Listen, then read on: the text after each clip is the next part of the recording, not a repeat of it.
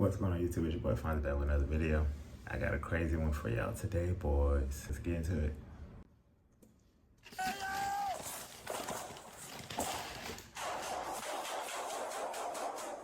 Heavy gunfire from the front. Officer down. We need more armor. When officers responded to a domestic disturbance call, nothing seemed out of the ordinary. But within moments, a barrage of gunfire erupted toward the officers. Today, we will look at how police responded that night and where they made fatal mistakes.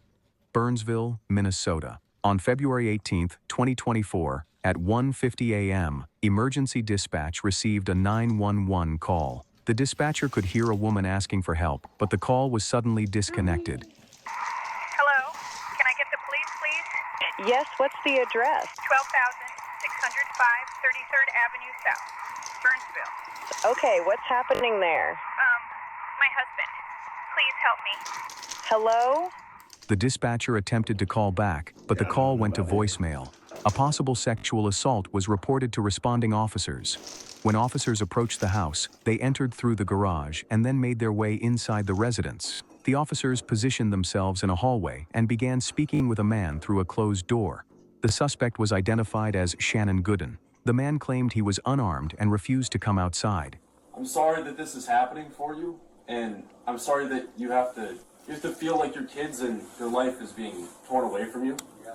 Because there had been no reports of weapons involved in the incident, several patrol officers remained inside the home.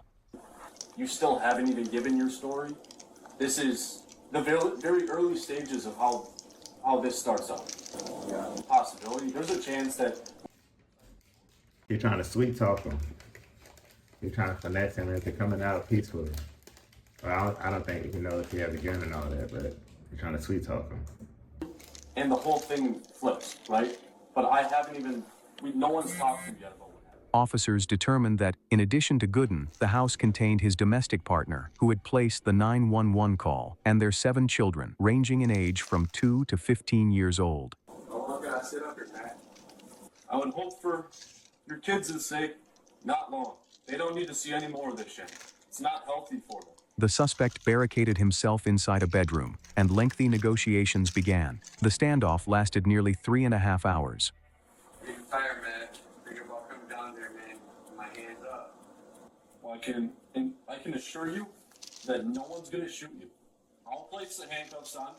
I'll make sure no one does anything besides treat you with professionalism and respect. And the faster we do that, Shannon, the sooner that your kids don't have to see or hear any more of this. It can't be healthy. Because Gooden had barricaded himself with children inside the room and negotiations were dragging on, What kind of dad does this, y'all? He putting his kid in harm's way. Well, it's pretty crazy. a SWAT tactical team was called to the scene. Got the SWAT team out there now? I don't think so. I haven't had my radio on, so I don't know if they got the SWAT team out here. I don't know what they've got outside. SWAT officers attempted to avoid provoking the suspect. Their armored vehicle was parked a short distance away from the house so it would not attract attention. When you come downstairs, Shannon, just let us know, okay? We're still gonna have the bright lights on, but that's only so we can see what's going on. Everybody knows that all we want to do is ensure your safety. And that's, as you mentioned, coming downstairs with your hands up, nothing in your hands. At 5:26 a.m., the suspect suddenly opened fire through the bedroom door at officers inside the house. Well, so this is what I'll tell you, Shannon. When you come downstairs, so you see this little entryway from the front door into your kitchen that we're standing.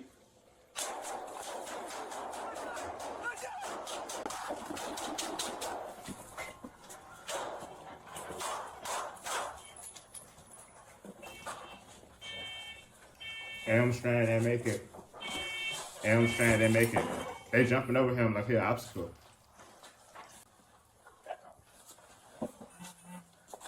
Yeah, they're just leaving him We there. got an officer down! Pull him out, pull him out!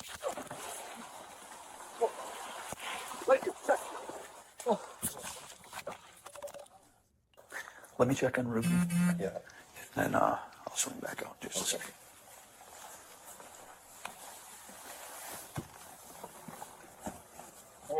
So this is what I'll Officers Elmstrand, Rouge, and Elmstrand didn't Medlicott make were it. all wounded in the shooting. Officer Elmstrand suffered a critical gunshot wound to the head and collapsed near Told the ya. entrance. Officers Rouge and Medlicott sustained less severe injuries and were still able to move. When you come downstairs, so you see this little entryway from the front door into your kitchen that we're standing.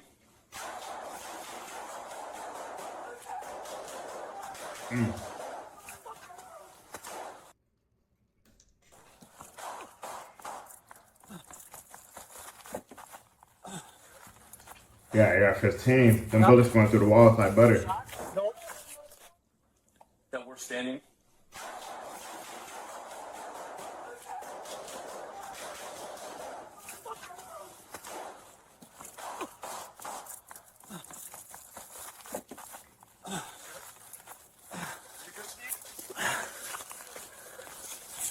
Some kind of rifle. Them bullets going through the wall like butter.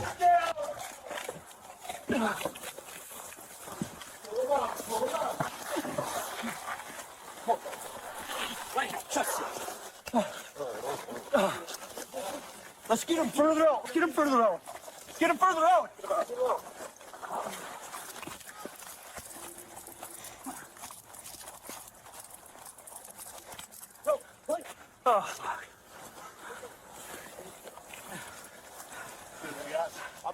Immediately after Gooden fired the first burst of shots, Officer Medlicott returned fire with his handgun while retreating.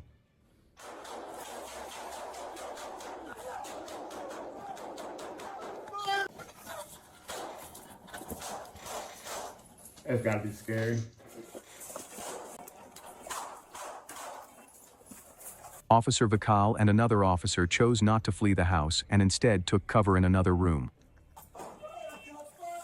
About 1 minute later, Officer Vical fired toward the suspect. During the exchange of gunfire, Gooden was struck in the leg.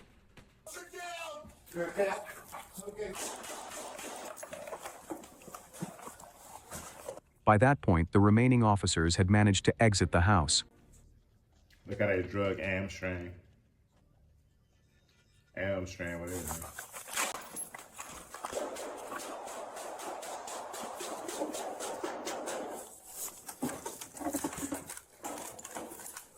That boy that in the room. Two officers moved toward the exit, and once again Vical engaged the suspect.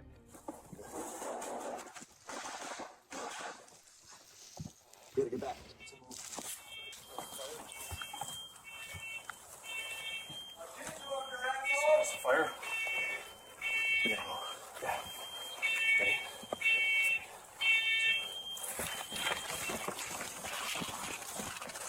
He slipped in the blood.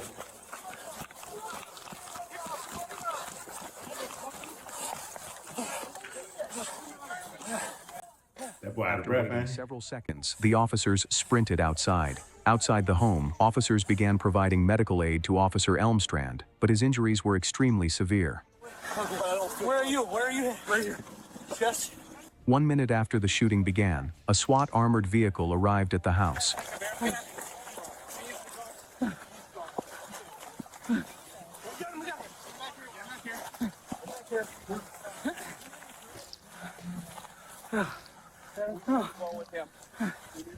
SWAT paramedic Adam Finseth started providing first aid to the wounded officers.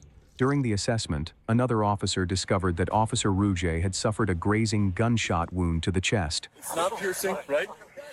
It's just septic surface level. Okay. Can you breathe okay? Yeah, I can breathe. There's no hole here.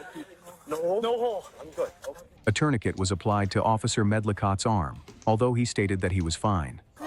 I don't need it. I don't need it. I'm hit right here in the forearm. I don't need it. I can still use my hand.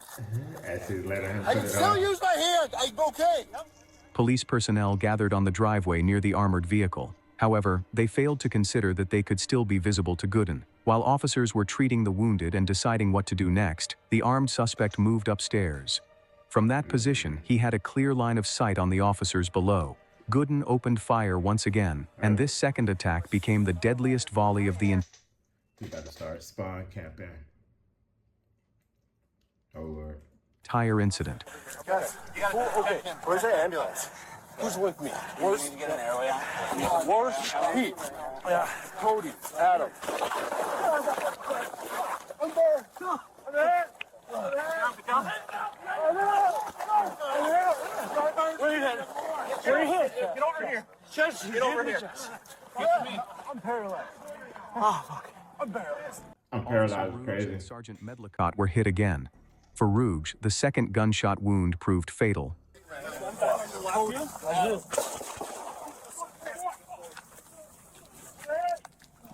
Paramedic Phonzsy also suffered fatal gunshot wounds.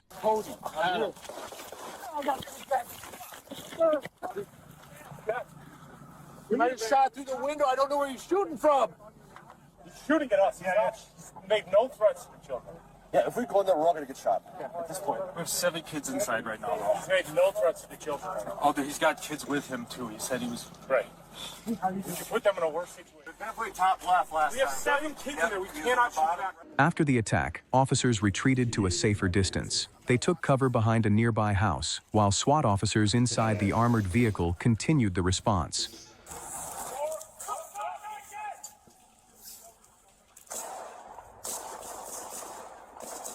Bang it out. I'm banging out, boys.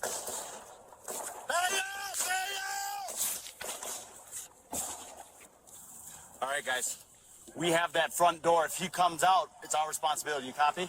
Additional law enforcement units arrived at the scene. SWAT officer Javier Jimenez fired several shots from a sniper rifle, but failed to hit Gooden. Slightly more than an hour later, officers heard a gunshot from inside the house. At 10:15 a.m., after daylight had fully broken, SWAT officers deployed a drone into the residence. They spotted Gooden inside, apparently no longer posing a threat. Officers entered the house and found the suspect dead from a self-inflicted gunshot wound to the head. Officers evacuated all 7 children and Gooden's wife from the home. None of them were injured. Within a span of 15 minutes, 3 officers lost their lives. Officer Elmstrand suffered fatal injuries during the initial burst of gunfire inside the home. During the second attack outside the house, Phonzsy and Rouge were killed. Sergeant Medlicott sustained non-life-threatening injuries. Investigators found multiple firearms inside the residence, along with scattered rifle magazines and large amounts of ammunition. After counting the spent shell casings, investigators concluded that the suspect had fired more than 100 rounds from his rifle. During the shooting, Gooden used high-capacity magazines as well as a rifle equipped with a binary trigger system. This type of firearm fires 1 round when the trigger is pulled, and another when it is released, effectively doubling the rate of fire. Gooden also used ammunition designed for increased lethality. Gooden was legally prohibited from possessing firearms because of a prior felony conviction.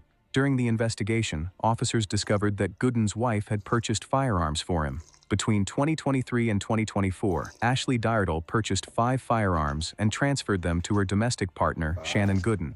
Gooden used 2 of those rifles during the attack on police officers. She did this despite knowing that Gooden was legally barred from owning firearms. Prosecutors later charged Ashley Dyerdal. At first, she denied the charges, but later pleaded guilty. In September 2025, Dyerdal was sentenced to 3 years and 9 months in prison. What is known about Shannon Gooden? In 2007, when Gooden was 21 years old, I don't think she should have been sentenced to anything. I don't know. Let me know what y'all think down, let me know.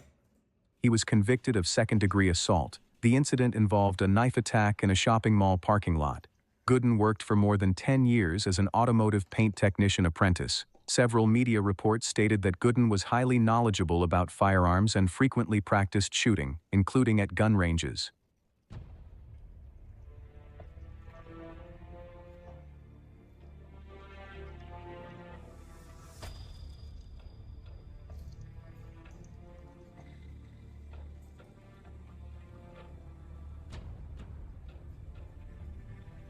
Man, fix your salute, boy.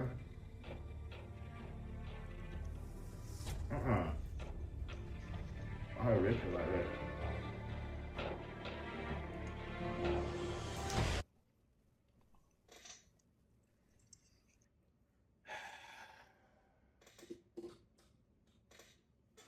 Peace.